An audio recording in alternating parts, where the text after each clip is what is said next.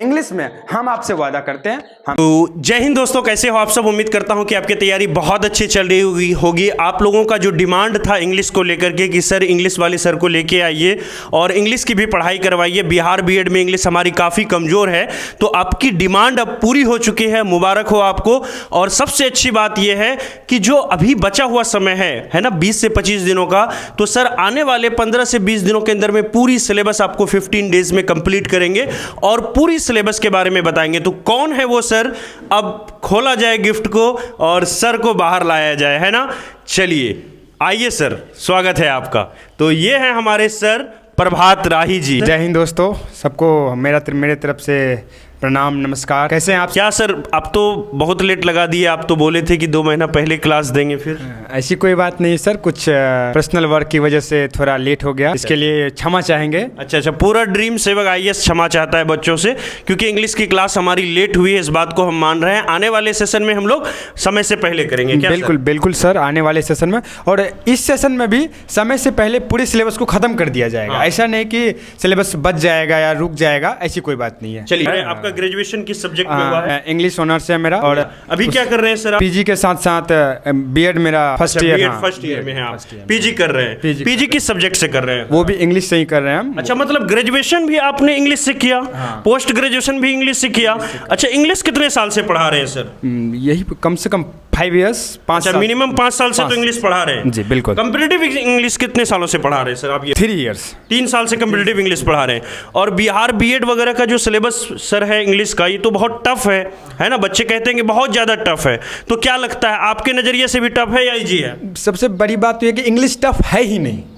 English tough है ही नहीं। English को तो चटनी बना के, मसाला बना के खाया जा सकता है। तो इंग्लिश को हम लोग चटनी कह सकते हैं? बिल्कुल बिल्कुल। इंग्लिश से सस्ता सब्जेक्ट आपको कहीं नहीं मिलेगा। अब जैसे कि हम लोग हिंदी लैंग्वेज बोलते हैं, तो हिंदी हमारी मदर टंग है, मातृभाषा है, तो हम लोगों को लगता है कि बहुत आसान है, लेकिन उतनी आसान नहीं हिंदी नहीं है जितनी कि आसान इंग्लिश है। इंग्लिश को बहुत अच्छे तरीके से पढ़ा जा सकता है, कोई दिक्कत नहीं। इंग्लिश में सबसे सस्ता, दुनिया में अगर कोई सबसे सस्ता लैंग्वेज है तो इंग्लिश है। क्यों आज दुनिया में, वर्ल्ड में सब हर जगह इंग्लिश बोला जाता है? क्योंकि सस्ता है, सस्ता मिलेगा तो कहीं भी मिल जाएगा। चलिए, बहुत अच्छी बात है सर। तो ये पूरा सिलेबस सर ने लिख रखा है, पूरा डिटेल यहाँ पर आपका रिपोर्ट लेके आए हैं। और सर ना सिर्फ आपको सिलेबस बताएंगे, बल्कि इसके साथ साथ प्रीवियस ईयर क्वेश्चंस भी बताएंगे कि किस किस चैप्टर से कैसे कैसे क्वेश्चंस आते हैं। और अगर आप यूट्यूब पर फ्री तैयारी करना चाहते हैं तो उसके लिए भी सर टिप्स एंड ट्रिक्स आपको देंगे। और साथ ही साथ सर का पेड कोर्स भी हमारे ऐप पर आ रहा है, ड्रीम सेवक आईएएस ऐप पर। तो वहाँ पर भी जाकर के पेड कोर्स आपको लेना चाहिए या नहीं लेना चाहिए, लेने का क्या फ़ायदा होगा, किस तरह से पेड कोर्स में सर क्या क्या पढ़ाएंगे, थ्योरी कितना पढ़ाएंगे, कितनी प्रैक्टिस करवाएंगे, ये सारी चीजें इसी के दौरान सर आपको बता देंगे। ओके, तो पहले आप पूरी सिलेबस सुन लीजिए और सर क्या कह रहे हैं उसके बारे में सुन लीजिए आप। धन्यवाद सर। बीएड कोर्सेस में टोटली जो इंग्लिश है आज हम पढ़ाएंगे। आज सिर्फ सिलेबस के बारे में बताएंगे कि इंग्लिश को कैसे हम चुटकी में सॉल्व कर सकते हैं। जितने भी प्रॉब्लम्स इंग्लिश में आते हैं उसको हम किस तरह सॉल्व करते हैं। तो चलिए आइए देखते हैं कि सबसे पहले बीएड कोर्सेस में, बीएड एंट्रेंस में इंग्लिश कहाँ से पूछा जाता है। आइए चलिए देखते हैं इंग्लिश पूछा कहाँ से जाता है। तो सबसे पहले सिलेबस की अगर बात करें, इंग्लिश सिलेबस की बात करें, तो इसमें ज़्यादा चीज़ें नहीं है। 8 से 10 ऐसे टॉपिक्स हैं जिसको हम आसानी से कवर कर सकते हैं और बड़े जल्दी कवर कर लेंगे हम लोग। तो देखते हैं, सबसे पहला जो टॉपिक होगा वो फिल इन द ब्लैंक्स का आता है। फिल इन द ब्लैंक्स का आता है। उसके साथ साथ जो दूसरा टॉपिक होगा वो स्पॉटिंग एरर का आता है। Fill in the blanks plus spotting error में हमको ग्रामेटिकली चीज को सॉल्व करना पड़ता है, ग्रामर पढ़ना पड़ता है। तो ग्रामर में जो टॉपिक आता है उन सारे टॉपिक के बारे में भी बात करेंगे हम लोग। सबसे पहले जो 2 टॉपिक था हमारा फिल इन द ब्लैंक्स और स्पॉटिंग एरर में, तो उसमें जो ग्रामर पर्सन का कौन कौन सा भाग हम पढ़ेंगे आज, उसके बारे में थोड़ा डिस्कस कर लेते हैं। आइए, सबसे पहला जो भाग है आर्टिकल्स को पढ़ना बहुत जरूरी है। क्यों आर्टिकल्स को पढ़ना बहुत जरूरी है? साथ में हम पार्ट्स ऑफ स्पीच को भी पढ़ेंगे। पार्ट्स ऑफ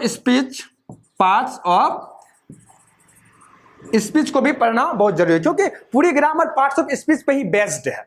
अगर हम टेंस को छोड़ दें, नरेशन को छोड़ दें, वॉइस को थोड़ा अलग कर दे, तो पूरी ग्रामर पार्ट्स ऑफ स्पीच पे बेस्ड है। इसलिए पार्ट्स ऑफ स्पीच को पढ़ना बहुत जरूरी है। तो सबसे पहला आर्टिकल को पढ़ेंगे हम लोग, उसके बाद नाउन को पढ़ेंगे, पार्ट्स ऑफ नाउन पढ़ेंगे, और उसके बाद क्या क्या आता है, प्रोनाउंस पढ़ेंगे, एडजेक्टिव पढ़ेंगे। आपको पता है कि पार्ट्स ऑफ स्पीच में how many kinds of parts of speech, अच्छे तरीके से पता है कौन कौन से हैं। तो 8 kinds of parts of speech है, नाउन है, प्रोनाउन है, एडजेक्टिव है, वर्ब है, एडवर्ब है, प्रीपोजिशन, कंजक्शन और इंटरजेक्शन, ये टोटल 8 आते हैं। अब एक पार्ट है पार्ट्स ऑफ स्पीच के, और उसके साथ साथ आर्टिकल। अब पता है मॉडर्न इंग्लिश ग्रामर में ना आर्टिकल को भी पार्ट्स ऑफ स्पीच में ऐड कर दिया गया है। जो मॉडर्न इंग्लिश ग्रामर में आर्टिकल को भी पार्ट्स ऑफ स्पीच में ऐड कर दिया गया, इसीलिए हम आर्टिकल्स को अलग से नहीं पढ़ते हैं। वो जब हम एडजेक्टिव पढ़ते हैं तो एडजेक्टिव में एक चैप्टर आता है डिटरमिनर्स। क्या आता है, डिटरमिनर्स, और डिटरमिनर्स का ही पार्ट्स होता है आर्टिकल्स, इसीलिए हम आर्टिकल्स को अलग से पार्ट्स ऑफ स्पीच में नहीं पढ़ते। लेकिन मॉडर्न इंग्लिश ग्रामर में आजकल चेंज कर दिया गया और आर्टिकल्स को भी पार्ट्स ऑफ स्पीच में दे दिया जाता है। तो समझ में आया आपको कौन कौन सा ऐसा पार्ट्स ऑफ स्पीच का टोटल पढ़ना होगा। तो आर्टिकल पढ़ेंगे, नाउन पढ़ेंगे, प्रोनाउंस पढ़ेंगे, एडजेक्टिव पढ़ेंगे, उसके बाद verb, adverb, preposition, conjunction and interjection, all the things. और उसके साथ साथ ये पार्ट्स ऑफ स्पीच के साथ साथ हमको टेंस पढ़ना बहुत जरूरी, और उसके साथ और भी एक सब्जेक्ट वर्ब एग्रीमेंट, टेंस का ही हिस्सा होता है, मतलब टोटल कॉम्बिनेशन होता है पूरे ग्रामर का, सब्जेक्ट वर्ब एग्रीमेंट। ये सब्जेक्ट वर्ब एग्रीमेंट क्या होता है कि पूरे ग्रामर का निचोड़, जितने भी चैप्टर्स पढ़ेंगे उसका निचोड़ होता है सब्जेक्ट वर्ब एग्रीमेंट, जिसमें हम फिल इन द ब्लैंक्स और स्पॉटिंग एरर्स को सॉल्व करते हैं। ओके, आया समझ में आपको।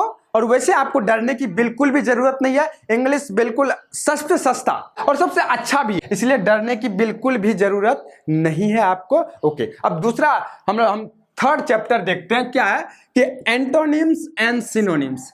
आप लोग हिंदी में पढ़े होंगे, सिनोनिम्स होता है पर्यायवाची और एंटोनिम्स होता है विलोम शब्द। तो एंटोनिम्स और सिनोनिम्स को पढ़ना है हमको। क्या, एंटोनिम्स और सिनोनिम्स हम लोग बचपन से पढ़ते आ रहे हैं। एंटोनिम्स जैसे कि मान लिए डे, तो इसका एंटोनिम क्या बनेगा, तो नाइट बनेगा। और उसी तरह अगर मान लिए गुड, इसका सिनोनिम्स बनाना है तो क्या बनेगा, इसका नाइस बनेगा। ढेर सारी चीजें हैं जो हम चेंज करेंगे या इसको सॉल्व करेंगे, एंटोनिम्स एंड सिनोनिम्स। ओके, और उसके बाद नंबर 4 में आता है idioms and phrases. Idioms and phrases जिसे हम मुहावरे कहते हैं, जैसे टिट फॉर टैट, इस तरह की। और फ्रेजेज होता है क्या, फ्रेज बेसिकली वर्ब से बनता है, वर्ब और प्रीपोजिशन का कॉम्बिनेशन होता है। क्या, वर्ब प्लस प्रीपोजिशन का कॉम्बिनेशन होता है, फिक्स होता है। और उसके बाद स्पेलिंग एरर्स, जैसे कि किसी भी वर्ड्स का स्पेलिंग कैसे दिया जाता है। जैसे मान लो इंटेलिजेंट एक वर्ड है, तो INTELLIGENT, तो आपको इंटेलिजेंट के 4 ऐसे ऑप्शन दे दिए जाएंगे जिसको आपको सॉल्व करना, आपको बताना है कि कौन सा इंटेलिजेंट सही है, बिल्कुल ठीक है।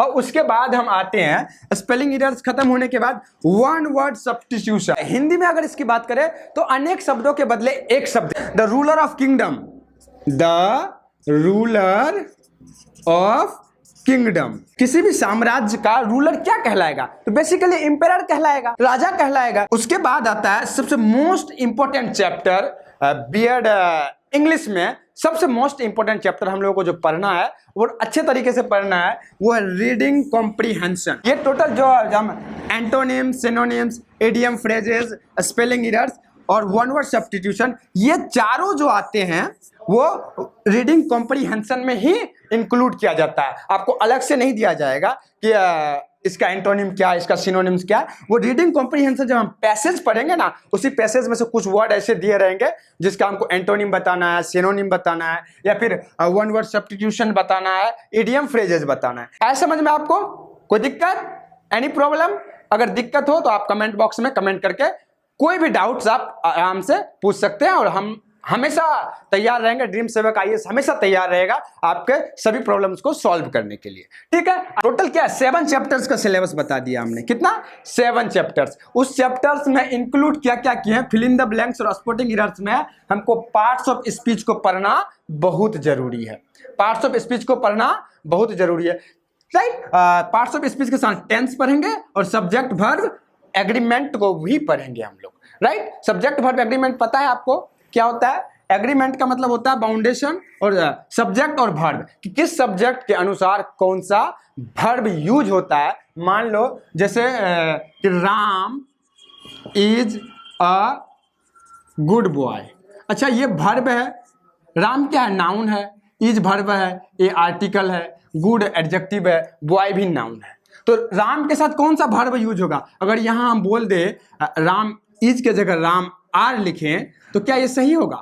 तो यही है, सब्जेक्ट और के साथ कौन सा सब्जेक्ट के साथ कौन सा वर्ब यूज होता है उसी को हम सब्जेक्ट वर्ब एग्रीमेंट बोलते हैं। ये इसका दूसरा नाम और एक भी है सिंटैक्स, जिसको शॉर्ट फॉर्म में बोलते हैं study of sentence is called syntax. Okay okay, अब आगे चलते हैं, हम लोग कुछ प्रीवियस क्वेश्चंस को लेते हैं कि कहां से कौन कौन से ऐसे क्वेश्चंस है जो प्रीवियस क्वेश्चन में कौन कौन सा चैप्टर से मतलब पूछा गया। तो आइए देखते हैं प्रीवियस ईयर्स के कुछ क्वेश्चन। 2021 में पूछा गया क्वेश्चन है कि the history of Hindu religion dates dash ancient time, और इसके जो ऑप्शंस है फ्रॉम है, सिंस है, फॉर है और नन ऑफ दीज है। तो आपको पता चल रहा है कि ये क्वेश्चन कहां से आया हुआ है, कौन सा ऐसा चैप्टर है जो ये क्वेश्चन दिया गया है। आपको अच्छे तरीके से मालूम होगा ये कौन से चैप्टर से दिया हुआ है, तो ये प्रीपोजिशन से दिया हुआ है, क्योंकि फ्रॉम, सिंस, फॉर ये क्या है? प्रीपोजिशन है। तो हम पार्ट्स ऑफ स्पीच में प्रीपोजिशन को भी पढ़ेंगे। तो अच्छा, the historian of the Hindu religion dates ancient times, इसका आंसर होगा, सही होगा फ्रॉम। तो कब से है? जो द हिस्ट्री है, जो हिंदू रिलीजन का हिस्ट्री है, कब से है? तो एंशिएंट टाइम से है, जो क्या रिलेटेड को बताता है। और उसके बाद दूसरा जो क्वेश्चन है, the shepherd was looking after the dash of ships, इसका ऑप्शंस है क्रू, गैंग, फ्लीट, फ्लॉक। आ रहा है समझ में आपको ये कौन से चैप्टर से ये क्वेश्चन पूछा गया है? जी बिल्कुल सही सोच रहे हैं। कौन से चैप्टर से पूछा गया है? नाउन से पूछा गया है। कौन से चैप्टर से? बिल्कुल नाउन से पूछा गया। तो आपको पता नाउन से पूछा गया, तो पार्ट्स ऑफ स्पीच नाउन को भी तो पढ़ना है हमको, पढ़ना है कि नहीं है? बिल्कुल पढ़ना है हमको, नाउन को भी पढ़ना है। तो नाउन का कौन सा पार्ट है ये देखते हैं हम थोड़ा। Crew, gang, fleet, flock, that means ये क्या क्या है? Name of any groups, name of any groups का नाम है। तो क्या कहेंगे इसको? तो कलेक्टिव नाउन का, किसका है? कलेक्टिव नाउन का ये क्वेश्चन है। तो नाउन के पांचों पार्ट्स को पढ़ेंगे। तो ये जो क्वेश्चन है 21 में ही पूछा गया, ये क्वेश्चन है जो कलेक्टिव नाउन से पूछा गया। पूछा है shepherd was looking after the dash of ships, तो शिप्स के झुंड को, शिप्स के झुंड को क्या कहा जाता है? तो क्या कहा जाता है? तो आपको पता होना चाहिए या पता होगा, बहुतों को बहुत पता होगा कि क्रू जो होता है वो क्या, जो शिप्स में जो मेंबर्स होते हैं ना, जो ड्राइविंग मतलब ड्राइव करते हैं, उसको बोलते हैं। उसके बाद गैंग जो होता है वो झुंड होता है, किसी रॉबर्स का गैंग होता है, डाकुओं का गैंग होता है, ठीक। और उसके बाद फ्लीट होता है, वो किसी इंसेक्ट का फ्लीट होता है, राइट। और उसके बाद ये फ्लॉक जो होता है ना, शिप्स के झुंड को फ्लॉक बोलते हैं। क्या बोलते हैं? शिप्स के झुंड को फ्लॉक बोलते हैं। उसी तरह टाइगर के झुंड को प्राइड बोलते हैं। अगर कोई चाबी है, चाबी का गुच्छा है तो उसको बंच बोलते हैं। बहुत सारा फ्लावर एक जगह रखा हुआ है तो उसको बुके बोलते हैं। तो ये सारी चीजें हमको पढ़ना है। और उसके बाद जो और एक क्वेश्चन लिखा है, हम लिखे हैं कि the police dash the mob, the police dash the mob. एक वर्ड यहाँ और भी आया है, मॉब। मॉब का मतलब होता है भीड़, भीड़ भाड़ वाले इलाके को मॉब बोलते हैं, राइट। क्या होता है? मॉब होता है। तो ये भी क्या है? कलेक्टिव नाउन ही है। लेकिन ये क्वेश्चन किसका है? The police dash the mob, scattered, disbanded, drop या डिस्पोज्ड। ये क्वेश्चन आपको समझ में आ रहा है कहां से आ रहा है, कहां से आया क्वेश्चन पूछा गया है? बिल्कुल सही सोच रहे हैं। ये क्वेश्चन वर्ब से पूछा गया है। कहां से पूछा गया है? वर्ब से पूछा गया है। तो हम लोग वर्ब को भी पढ़ेंगे, कोई दिक्कत नहीं। तो वर्ब से पूछा गया, तो पुलिस डैश द मॉब, क्या करेंगे? मॉब को डिस्पर्स करेंगे। अच्छा बताओ, पुलिस आएगी तो लोग इकट्ठा होंगे? कभी नहीं होंगे। तो इसका आपको स्कैटर का मतलब क्या होता है? छितराना है, तो मतलब कुछ को बोना। तो कुछ चीजों को स्कैटर किया जाता है, ना कि लोगों को स्कैटर किया जाता है, राइट। और उसके बाद डिसबैंडेड मतलब बंधा हुआ है, किसी को खोल देना, राइट। तो पूरे कोई भीड़ जो होगा, मॉब का मतलब भीड़ होगा, तो वो बैंड क्या होगा? किसी को बंधा हुआ तो नहीं होगा, राइट। और उसके बाद ड्रॉप का मतलब चलाना, किसी आदमी को चला सकते हैं नहीं। तो लास्ट में क्या बचता है? डिस्पर्स का मतलब होता है छितराना, मतलब अलग अलग हो जाना। तो इसका क्या हो जाएगा? The police dash the mob, that means the police disperse the mob. भीड़ को क्या कर दिया गया? डिस्पर्स कर दिया गया, अलग कर दिया गया। तो आपको पूरी तरह समझ में आ गया होगा कि कहाँ से सिलेबस जो है ना आपका अच्छे तरीके से इन सारी चीजों को हम कंप्लीट करेंगे विद इन 15 डेज। और आपको रेगुलर क्लास लेना है और उसके साथ साथ आपको रेगुलर प्रैक्टिस भी करना है। और उसके साथ साथ हम आपको रीडिंग कॉम्प्रीहेंशन जब पढ़ाएंगे तो आपको ये क्लास स्पेशली दिया जाएगा कि किस तरह रीडिंग कॉम्प्रीहेंशन को हम सॉल्व करते हैं, किस तरह रीडिंग कॉम्प्रीहेंशन को सॉल्व करते हैं। और बाकी का रहा थोड़ा antonyms, idiom phrases. Antonym synonym कोई बड़ी बात नहीं है, उसको अच्छे तरीके से लर्न करेंगे। जैसे कि आप सबको पता है ड्रीम सेवक IAS पर हमारा अपना ऐप है, आप उस ऐप को प्ले स्टोर से डाउनलोड कर सकते हैं। और उसके साथ साथ जो पूरी इंग्लिश का जो सिलेबस है, हम लोग तो बिहार बीएड प्रवेश परीक्षा 2022 का जो पूरा कोर्स है, पेड कोर्स अपने ऐप्स पे दे रहे हैं। टॉपर बैच, एक टॉपर बैच है जिसको हम पूरी सिलेबस के साथ साथ इंग्लिश को भी पढ़ाते हैं, जिसका फी है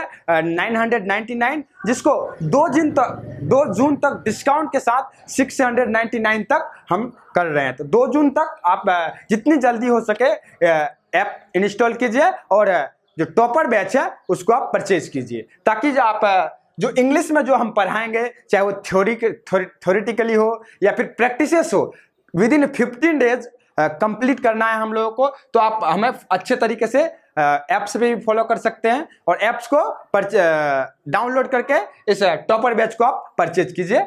और पूरे इंग्लिश का जितना भी निचोड़ है, आपको इंग्लिश से डरने की जरूरत ही नहीं है। हम आपको विश्वास दिलाते हैं, दैट मीन्स वादा करते हैं कि 15 आउट ऑफ 15 हम लाने की पूरी कोशिश करेंगे। कितनों से डल अगर स्टूडेंट भी होगा ना, 13 और 12 के बीच में कितनों डल से डल होगा ना, 13-14 के आसपास आएगा। अगर आप इंटेलिजेंट हैं ही, नो डाउट, इसमें कोई शक नहीं है, आप बिहार बीएड एंट्रेंस का एग्जाम दे रहे हैं तो इंटेलिजेंट वाकई ग्रेजुएट पर्सन होंगे, तभी आप बिहार बीएड का एंट्रेंस दे रहे हैं। तो हम कोशिश करेंगे 15 से 15, 15 में से 15 आपका सही जाए। Thank you.